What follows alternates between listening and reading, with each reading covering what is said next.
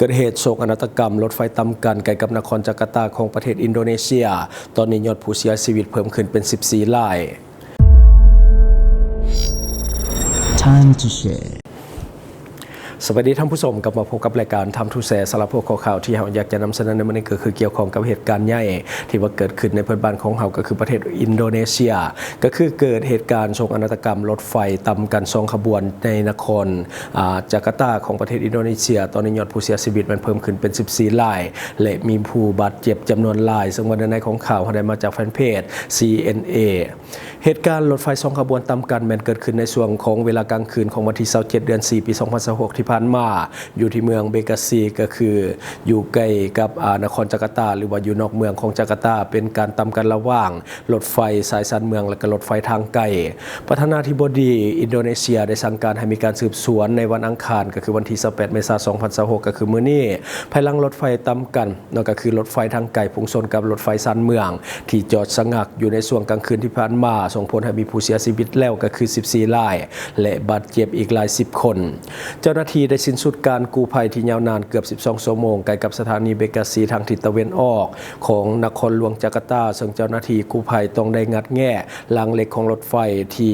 เพพังยับเยินนั่นก็คือภายหลังการต่ำกันในคืนวันที่ผ่านมาและในเช้ามื้อนี้ก็คือทุกอย่างแม้นสำเร็จแล้วท่านโมฮัมหมัดซาฟีอีหัวหน้าหน่วยงานค้นหาและกู้ภัยแห่งชาติได้กล่าวในงานแถลงข่าววันอังคารว่าข้าพเจ้ามั่นใจว่าจะบ่มีผู้ประสบเคราะห์ร้ายลงเรือในการค้นหาอีกแล้วผู้รอดชีวิตรายหนึ่งได้บอกเล่าถึงความสะเทือนขวัญที่ว่าเกิดขึ้นในขณะที่ติดข้างอยู่ภายในตู้รถไฟที่ถูกบีบอัดนางเซาซันซาลิฟาอายุ29ปีได้ให้ข้อมูลกับสำนักข่าว AFP จากเตียงนอนของเราอยู่ในห้องหมอ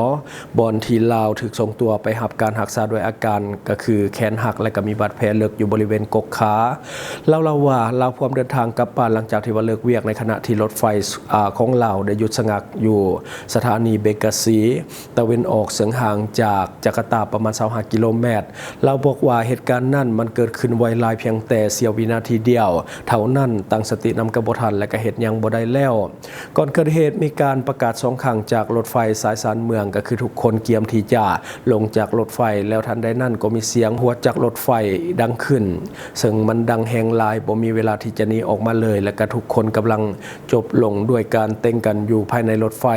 ถูกบีบอัดทับซ้อนกันแล้วก็ว่าเราย่านที่จะขาดอากาศหายใจจนตายภายในกองมนุษย์ที่เต้นกันอยู่นั่นและก็กังวลว่าบางคนที่ถูกทับอยู่ด้านลุ่มอาจจะบ่รอดชีวิตเพราะว่าจะขาดอากาศหายใจบริษัทรถไฟก็คือ AI ของรัฐได้ระบุในวันอังคารว่ายอดผู้เสียชีวิตได้เพิ่มขึ้นเป็น14รายส่วนอีก84คนต้องได้นำส่ง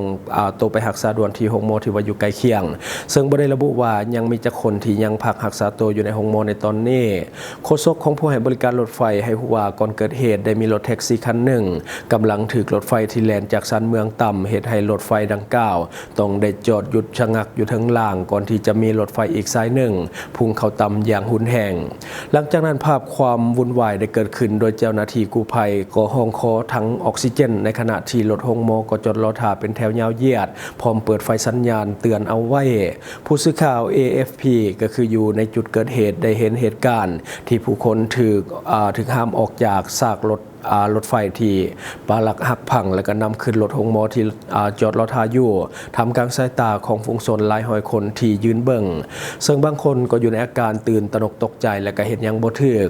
กองทัพและก็หน่วยดับเพลิงและหน่วยค้นหาและก็หน่วยกู้ภัยแห่งชาติและองค์การกระแดงต่างก็เล็งให้การช่วยเหลืออย่างรีบด่วนเพื่อให้ตัวเลขผู้ที่เสียชีวิตให้เหลือน้อยที่สุดประธานาธิบดีปราโบโวของอินโดนีเซียได้เข้าเยี่ยมยามผู้ป่วยอยู่โรงหมอในเมืองเบกาซี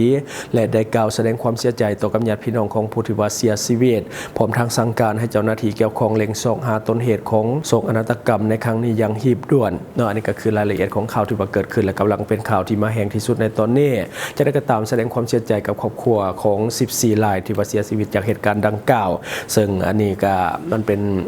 ตัวเลขที่ค่อนข้างสูงอยู่เนาะนี่จึงเป็นเหตุผลว่าเป็นยังรถไฟตรงออกให้ตรงเวลาและฮอดสถานีให้ตรงเวลาถ้าเวลาคลาดเคลื่อนแม้แต่น้อยเดียวอาจกลายเป็นโศกนาฏกรรมครั้งใหญ่แบบที่เกิดขึ้นในอินโดนีเซียก็คือครั้งนี้ล่ะยิงรถไฟหลายขบวนแต่ว่ามีรางเดียวยิงต้องได้ระมัดระวังและก็เข้มงวดเรื่องเวลาก็คือตัวอย่างรถไฟในบ้านเฮาที่ว่ามันมีรางเดียวแต่มันมีหลายขบวนทั้งรถที่ว่าเป็นขนส่งผู้โดยสารขนส่งสินค้าอย่างต่างๆที่มันแล่นสวนกันโดยรางเดียวกันซึ่งว่าเวลาต้องได้เป็นสิ่งที่ต้องฟิกให้มันตรง 100% เนาะถ้าว่าคาดเคลื่อนแม้แต่น้อยเดียวอาจจะเกิดเหตุโศกนาฏกรรมแบบที่เกิดขึ้นที่อินโดนีเซียเรื่องนี้กลายเป็นข่าวดังไปทั่วโลกแล้วในตอนนี้สำนักข่าวน้อยใหญ่ได้นำเสนอข่าวนี้กันทั่วหน้าเนาะเข้าไปเบิ่งใน2ทางใดก็เห็นข่าวนี้ที่ว่ากำลังมาแห้งที่สุดในตอนนี้อันนี้จบไปสำหรับข่าวที่เกิดขึ้นอีกทีเพื่อนบ้านของเฮาก็คืออินโดนีเซียบัดนี้มาต่อข่าวในบ้านเฮาก็คือเกี่ยวข้องกับรถไฟคือกันก็คือสถานีรถไฟเวียงจันทร์ใต้มีบทบาทในการขับเคลื่อนเศรษฐกิจด้านการขนส่งระหว่างลาวจีนไทยให้มีประสิทธิภาพสูงขึ้นอย่างเห็นได้ชัดเจนโดยเชิงว่าอันนี้ก็เป็นบทบาทหนึ่งที่สำคัญที่เฮ็ดให้บ้านเฮาสะดวกสบายยิ่งขึ้นและก็เป็นจุดเชื่อมจอดเชื่อมโยงที่สำคัญในปัจจุบันซึ่งรายละเอียดเท่าใดมาจากแฟนเพจประชาชนในปัจจุบันสภาพโลกมีการค้าขายและเศรษฐกิจกำลังเติบโตอย่างว่องไวการขนส่งสินค้าถือว่าเป็นกลไกหลักที่ว่าขับเคลื่อนเศรษฐกิจให้ก้าวไปข้างหน้าได้การพัฒนาด้านโครงสร้างการขนส่งโดยเฉพาะระบบรถไฟได้กลายเป็นจุดสำคัญที่ช่วยยกระดับประเทศที่มีความจำกัดทางด้านภูมิศาสตร์สู่การเป็นศูนย์กลางเชื่อมโยงในภาคพื้นสถานีเวียงจันทร์ใต้ในฐานะที่เป็นศูนย์กลางขนส่งสินค้าทางรถไฟที่ใหญ่ที่สุดของสปป.ลาวและเป็นสถานีสินค้าแห่งเดียวของรถไฟลาวจีนสถานีแห่งนี้มีบทบาทสำคัญในการหับส่งสินค้าตู้คอนเทนเนอร์โดยโครงสร้างทันสมัยและระบบบริการครบวงจรมีด่านภาษีภายในและการเหตุธุรกรรมแบบครบวงจรในบอนเดียวได้ช่วยย่อเวลาการผ่านด่านและลดต้นทุนให้กับผู้ประกอบการได้อย่างล่วงหลายตามการให้สัมภาษณ์ของท่านวางกัวชวนหัวหน้าสถานีเวียงจันทร์ใต้ต่อกับนักข่าวหนังสือพิมพ์ประชาชนเมื่อบ่ดนมานี้ว่าสถานีเวียงจันทร์ใต้แม่นศูนย์กลางขนส่งสินค้าทางรถไฟใหญ่ที่สุดของสปป.ลาวทั้งเป็นสถานีขนส่งสินค้าแห่งเดียวของทางรถไฟลาวจีนหน้าที่ของลานขนส่งสินค้าก็คือ 36,000 ตามเมตรและก็มีทางหับส่งขบวนรถไฟหาดทรายทางขนส่งสินค้า2สายและก็มีหน้าที่ต้นต่อแม่นหับส่งสินค้าตู้คอนเทนเนอร์สถานีของพวกเฮามีปล่องบริการ3แห่งเฮ็ดธุรกรรมขนส่งแบบครบวงจรในจุดเดียวมีด่านภาษีอยู่ภายในสถานีและก็ลูกค้าสามารถดำเนินขั้นตอนการกดกาภาษีบางส่วนอยู่ที่นี่เลยเห็นให้การผ่านด่านมีประสิทธิภาพสูงขึ้นสินค้าที่ขนส่งส่วนใหญ่มีแห่เหล็กแปลงบรรทนอย่างพาราหมักไหม้แผ่นโลหะผลิตภัณฑ์อิเล็กทรอนิกส์และก็อื่นๆสินค้าที่มาฮอดส่วนใหญ่เป็นเครื่องใช้ประจำวันเป็นเหล็กกล้าผักสดฝุ่นเคมีรถไฟฟ้าหุ่นใหม่และก็นับตั้งแต่ปี 2026 มาฮอดปัจจุบันสามารถขนส่งสินค้าได้ทั้งหมดเป็น 4,600 ขบวนรถที่มาฮอดลงสินค้าก็คือ 11,000 ขบวนเฉลี่ยบรรทุก52 ขบวนต่อ1วันส่งสินค้าได้ทั้งหมดแม่น 156,000 ต้นแต่เดือนเมษายนเดือนสิงหาของแต่ละปีแม่นฤดูกาลมักไม้ลายได้เปิดขบวนการรถไฟพิเศษบรรทุกมักไม้253 ขบวนต่อ1มื้อปีนี้ได้ขนส่งแล้วก็คือ903 ขบวนรวมมักไม้สดทั้งหมดแม่น 17,000 ต้นท่านกล่าวตืมอีกว่านับตั้งแต่รถไฟลาวจีนเปิดให้บริการมาปริมาณสินค้าเติบโตอย่างล่วงหลายเฉลี่ยหลายกว่า 15,000 ต้นต่อ1วันประเภทสินค้าได้ขยายจาก10กว่าประเภทมาเป็นหลายกว่า 3,800 ประเภทซึ่งได้ช่วยให้ลาวหันเปลี่ยนจากประเทศที่บ่มีทางออกสู่ทะเลมาเป็นประเทศที่เป็นจุดเชื่อมโยงกับภาคพื้นจุดเขียนถ่ายสินค้าเวียงจันทร์ใต้ตั้งอยู่ห่างจากสถานีเวียงจันทร์ใต้ประมาณ 3.9 กิโลเมตรพวกเฮาได้ก่อสร้างจุดเขียนถ่ายสินค้าระหว่างรางมาตรฐานและรางขนาด1เมตรเพื่อแก้ไขปัญหาเรื่องของการเชื่อมต่อระหว่างรถไฟลาวจีนกับรถไฟไทยที่ใส่รางขนาด1เมตรเฮ็ดให้การขนส่งสินค้าทางรถไฟลาวจีนไทยสามารถที่จะเชื่อมต่อกันได้อย่างบ่ขาดตอนท่านได้กล่าวตืมอีกว่าอยู่จุดเขียนถ่ายสินค้ามีรางเขียนถ่ายขนาดมาตรฐาน1สายและขนาด1เมตร1สายและการลานจอด1สายนับแต่เปิดให้บริการในวันที่1กรกฎาคมปี 2022 มาฮอดปัจจุบันสามารถที่จะเขียนถ่ายสินค้าได้ 29,000 ตู้คอนเทนเนอร์เขียนถ่ายสินค้าได้ทั้งหมดเป็น 326,000 ต้น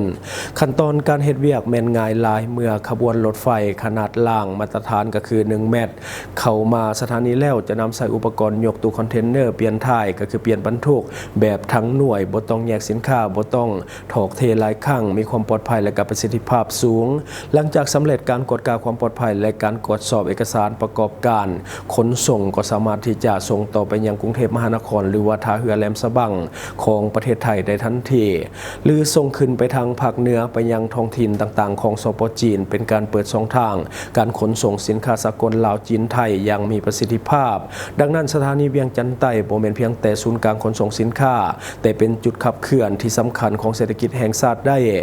ด้ช่วยเปลี่ยนแปลงบทบาทของลาวจากประเทศที่ว่าถูกจำกัดสู่การเป็นศูนย์กลางเชื่อมโยงทางด้านเศรษฐกิจในภาคพื้นและเป็นพลังขับเคลื่อนสำคัญที่จะนำพาประเทศให้เติบโตได้อย่างยืนยงในอนาคตอันใกล้อันนี้ก็คือเนื้อในของข่าวแล้วทั้งหมดก็คือสิ่งที่เราเก็บมาเล่าสู่ฟังหวังว่าท่านจะได้รับสาระดีๆสำหรับท่านที่ว่าเบิ่งรายการหาอยู่คิดเห็นจะได้กับสิ่งที่มานำเสนอไปก็อย่าลืมฝากไว้ภายใต้คอมเมนต์ของเราและข้าพเจ้าจะเข้าไปอ่านด้วยตนเองขอขอบใจสนใจโฆษณาประชาสัมพันธ์ธุรกิจและผลิตภัณฑ์ของท่านผ่านรายการของเราสนใจติดต่อตามข้อมูลที่ขึ้นหน้าจอในปัจจุบันได้เลย